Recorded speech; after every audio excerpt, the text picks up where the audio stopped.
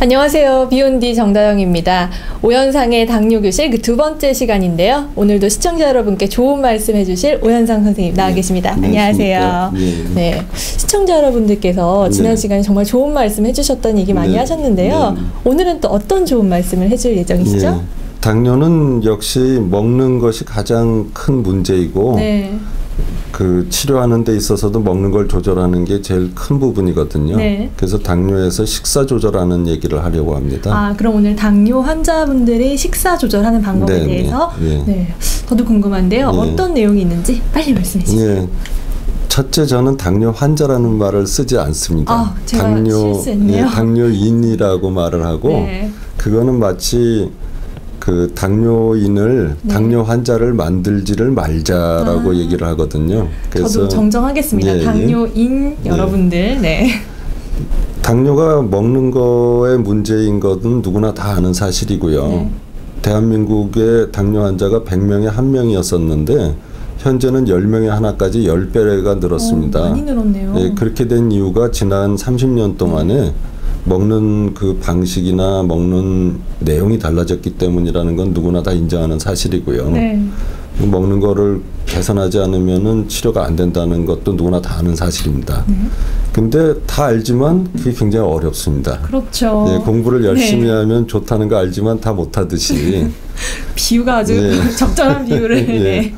그래서 지금까지는 당뇨 식사 교육을 어떻게 했는가 제가 반성을 해보니까 우선 그 각자에게 맞는 열량을 계산을 해줘요. 그러니까 다영 씨 같으면 아마 한 1500칼로리 정도 나올 겁니다. 하루에. 저 같으면 한 2000칼로리 나올 거예요. 평균적인 사람 남자는 한 1800 정도 나오거든요. 그럼 이게 무슨 소리인지 이해가 안 가시죠? 그렇죠. 그러면 그거를 이해시키기 위해서 밥은 뭐 반 공기를 드셔라. 1500이면 그 다음에 두부를 뭐 2쪽 좀 먹을 수 있습니다. 생선 같으면 한 토막을 드실 수 있습니다. 하루에 먹을 수 있는 양을 정해주시는 건가요? 그걸 정해주는데 하루에 먹을 수 있는 양을 정해주니까 한 끼에 먹을 수 있는 양이 얼마인지는 또 그게 혼란이 오는 거예요. 그리고 지정을 해주기는 아주 그 뭐랄까 표준적인 음식 그러니까 뭐 두부조림이라든지 생선 구이 뭐 이런 걸로 얘기를 해줬는데 막상 백반 같은 그런 식단이 아닌다면은 도저히 그 뭐라고 설명할 수 없는 요리들이 나오거든요. 그렇죠. 그렇게 되면 혼란에 빠지는 거예요. 그러고 그 살다 보면은 세 끼를 다 자기가 집에서 요리를 해서 먹을 수는 없지 않습니까? 밖에서 사 먹는 경우가 많죠. 근데 지금 저희가 병원에서 가르치는 방식대로 살려면 세 끼를 다 자기가 손수 해먹는 수밖에 없는 거예요. 그러니 사실은 하지 말라는 얘기나 거의 다름이 없는 실천하기가 너무 어려운 거죠. 그래서 그렇다면 그 처음부터 완벽하게 할 수는 없으니까 여러 가지 중에 가장 중요한 거 한 가지만 꼽으면 뭐겠는가 그거를 고민을 해봤어요. 고민 결과가? 고민 결과는 음식의 종류나 양이나 이런 게 첫 번째 중요한 게 아니고요. 그게 시간이라는 걸 깨달았어요. 시간. 식사를 하는 시간을 말씀하시는 건가요? 그렇죠. 그 중에서도 저녁 식사 시간이 가장 중요하다는 사실을 알았습니다. 그러니까 저녁을 몇 시에 먹느냐? 그렇죠. 그게 왜 그러냐 하면요. 우리가 낮에는 계속 식사를 하게 되잖아요. 그 외에 무슨 차도 마시고 여러 가지를 먹게 됩니다. 간식도 좀 먹고. 그러니까 그때는 당이 내려갈 수가 없어요. 올라가기만 하죠. 근데 당이 내려갈 수 있는 유일한 기회는 밤에 잠을 잘 때예요.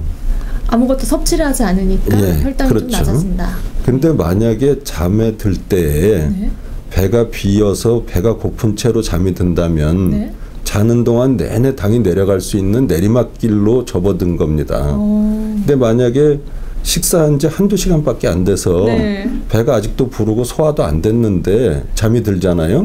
그러면 밤새도록 당이 올라가는 오르막길로 접어드는 거예요. 그러니까 내일 아침에 당이 올라갈 건 뻔한 이치고 그러면 그 다음부터 또 아침 식사하고 점심 먹고 저녁 먹고 그러면서 자꾸 올라가기만 한단 말이죠. 내려갈 시간이 없네요. 기회가 없어요. 시간 정도가 아니라 아예 기회가 없어요. 기회가 없네요. 그래서 우선 환자들이 당뇨인들이 가장 명심해야 될 거는 잠들기 6시간 전부터는 먹어서는 안 된다는 사실이 가장 중요한 사실이에요.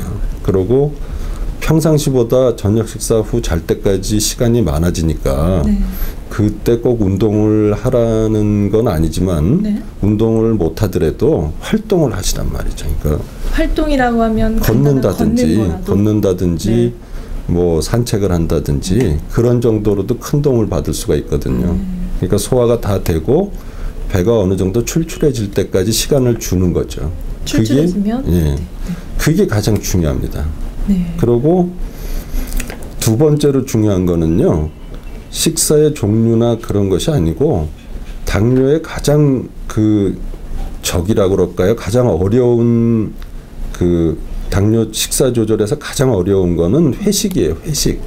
그러니까 직장인들 예. 술도 마시고 고기도 먹고 그렇죠. 네. 그러니까 문제가 회식 자리는 어차피 꽤 비싼 데를 가게 되니까 네. 아깝기도 하려니와 네. 또 회식 자리에 가서 내가 안 먹고 있으면은 다른 사람들이 자꾸 권해요. 그렇죠. 왜 안 드세요? 예. 이러면서. 그러니까 그것도 문제고 네.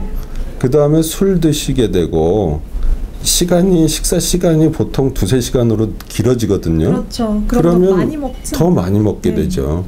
습관적으로 자꾸 배가 안 고픈데도 먹게 되고 음식이 앞에 있으니까. 예, 그래서 어떤 경우에도 당뇨 있는 분이 당이 갑자기 조절이 잘 되다가 나빠질 때 물어보면은 네. 반드시 명절이 끼거나 회식이 많았을 때 그래요. 네. 그렇기 때문에 우선 뭐 몇 칼로리냐, 교환 단위가 얼마냐 이렇게 구체적으로 들어가기 전에 더 먼저 네. 중요한 거는 회식이라는 난관을 어떻게 이걸 돌파할 거냐 이게 문제입니다. 정말 난관인데요. 그렇죠. 어떻게 돌파하면 되죠? 그 점에 대해서 저도 고민을 많이 했는데 네. 우선 이렇게 생각을 하세요. 회식이라는 것은 먹기만 하는 장소가 아니다라는 거죠. 그러니까 생각을 바꿔야 돼요. 그렇네요. 네. 회식이라는 건 모임을 가지면서 식사를 곁들이는 것이 회식이잖아요. 네. 그러면 오늘의 모임 자리는 뭔가 의의가 있을 거란 말입니다. 그렇죠. 예를 들어서 회사 안에서 우리 부서의 단합을 위해서 가는 거라든지 송년이라든지 아니면 뭐 가족들이 오랜만에 모여서 네.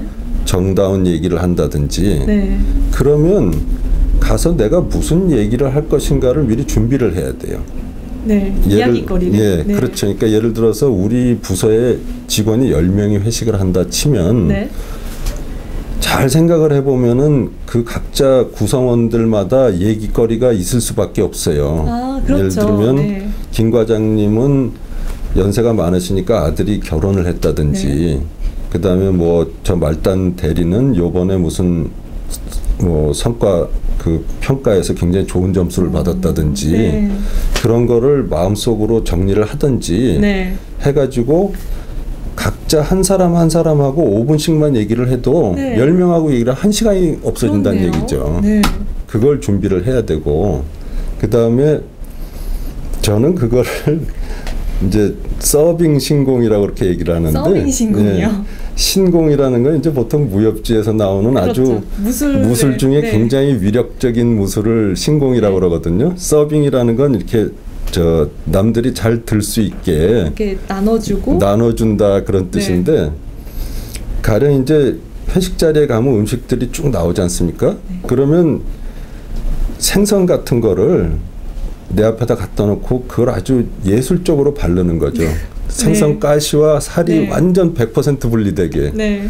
그렇게 분리를 하려면 시간도 많이 걸리고 정성이 많이 들어가죠. 네. 그러니까 연구도 많이 해야 돼요. 네. 제가 해본 바로는 그 등 쪽을 따라서 네. 일단 그 뼈를 아니 등에 뼈가 없죠. 등뼈가 없나요? 등 지느러미가 있지. 그러니까 네. 그 껍데기를 등 쪽을 갖다가 싹 한꺼풀을 벗겨내면요. 거기서부터 반으로 쫙 가를 수가 있어요. 네. 그 다음에 가운데 이렇게 된 뼈를 갖다 싹 드러내고요. 네. 내장을 꺼내면 완전 정확하게 반쪽으로 분리가 되는 겁니다. 네네. 그러면 그걸 사람 수대로 나눠서 주잖아요. 네. 그러면 제 앞에는 생선 뼈하고 머리만 남아있죠. 꼬리하고. 먹기 조금 그런 것들만 남아있는 건가요? 그렇죠. 네. 그 찌꺼기만 남아있는데 네. 다른 사람들은 제가 안 먹었을 거라고 생각하는 사람은 한 명도 없어요. 왜냐하면 내가 분배를 해줬기 때문에 네. 나는 당연히 첫 번째로 먹었을 거라고 생각을 하죠. 네, 그렇네요. 그렇게 하면 벌써 한 15분 지나갑니다. 네. 그 다음에 뭐든지 좋아요. 깻잎이다. 그럼 깻잎이 이렇게 쌓여 있잖아요. 그럼 이거를 갖다가 한 겹씩 해가지고 해바라기 모양으로 쫙 돌려서 이렇게 그걸 분리를 해놓습니다. 네. 그러면은 보기도 좋으려니와 일단 시간이 가요. 그 다음에 김치도 그런 식으로. 그 다음에 마지막으로 밥그릇만 상 밑으로 집어넣으면 아무도 내가 안 먹었다고 생각하는 사람이 없어요. 근데 막상 그런 바보 같은 짓을 왜 하느냐. 네. 해보면 재미도 있으려니와 네. 시간도 잘 가고 배고픈 줄도 모르게 돼요. 그러면서 정 배가 고프면은 가서 당뇨에 문제가 없을 것 같은 그런 음식들 있잖아요. 네. 뭐 야채라든지 생선이라든지 그런 것만 네. 조금씩 먹는 거죠. 그러고 막 준비한 얘기하고 이러다 보면 어느새 시간이 다 가고 자 갑시다 하고 일어나는 거예요. 굉장히 신선한데요. 당뇨에 대한 이야기를 네. 많이 들었지만 이렇게 세세하게 네. 자세한 이야기를 해주신 분은 처음이신 것 같은데. 다들 생각하기를 회식은 먹을 수밖에 없는 자리다. 네, 그렇죠. 그다음에 비싼 데를 가니까 본전을 찾아야겠다. 네. 이렇게 생각을 하는 경우가 있는데 그건 잘못이다 이거죠. 네. 그러니까 회식은 모임이기도 하다. 네. 그러니까 모임을 더 위주로 간다. 그리고 다른 사람들이 알아채지 못하게 안 먹는 기술도 그것도 하나의 기술이거든요. 네. 그리고 자기가 준비한 그런 대화를 통해서 회식 자리에서 직원들과 혹은 거기 참석한 사람들과의 관계도 점점 좋아질 것이고 네. 일거양득이죠. 그렇죠. 일석이조네요. 네. 그리고 다른 사람들 보기에 저 사람은 굉장히 배려도 잘하고 네. 다른 사람을 잘 챙기는 사람이다 이런 평가를 받게 된다고요. 네. 사회적으로도 네, 조금. 그렇죠. 그러니까 뭐 일석삼조라 그럴까요? 뭐 여러 가지 장점이 있죠. 당뇨도 조절하면서 네. 오늘 선생님께서 말씀해주신 내용들로만 해도 네. 간단한 생활 습관만 바꾸기만 해도 이렇게 당뇨를 조절할 수 있다는 거네요. 오늘 많은 시청자 여러분들께서 도움이 됐을 것 같습니다. 한 가지 더 이제 술이 큰 문제인데 술이 문제인데 술을 드셔야만 되는 경우가 있어요. 네. 근데 대부분의 전문 선생님들은 술을 먹지 마세요 그러거든요. 네. 영업사원들은 어떻게 합니까? 직장을 그렇죠. 관둬야 되거든요. 네.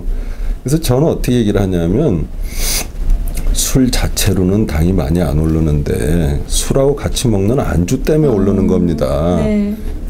만약에 안주를 전혀 안 먹고 술만 드시는 경우에는 당이 오히려 내려갈 수도 있어요. 실제로 그런 알코올 중독자 네. 중에 그런 사람도 있거든요. 그러니까 술을 어쩔 수 없이 드실 때는 안주를 드시지 말고 술을 드세요. 그렇게 얘기를 하거든요.